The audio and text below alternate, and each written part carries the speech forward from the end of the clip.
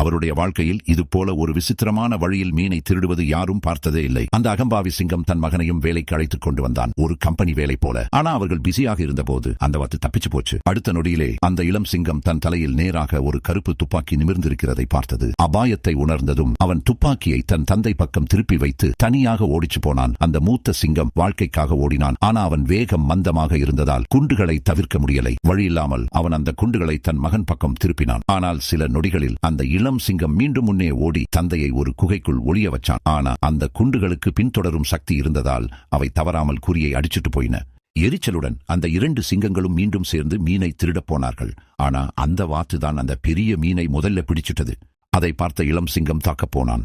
ஆனா மூத்த சிங்கம் அவனை நிறுத்தி எச்சரிச்சான், அவசரப்பட்டால் மரணம்தான். அவள் கையை குவித்து உள்ளே நுழைய போனவுடன் அந்த வாத்து வீட்டில் மீன் வறுக்க பிஸியாக இருந்தது. அந்த பேராசை கையை பார்த்தவுடனே வாத்து தீயை அதிகப்படுத்திச்சு விட்டது. அந்த சிங்கத்தின் கை நெருப்பில் சுட்டது. உடனே ஒரு கத்தல் சத்தம் முழு காட்டை அதிரச் செய்தது. இது எல்லாமே பேராசையின் விளைதான்.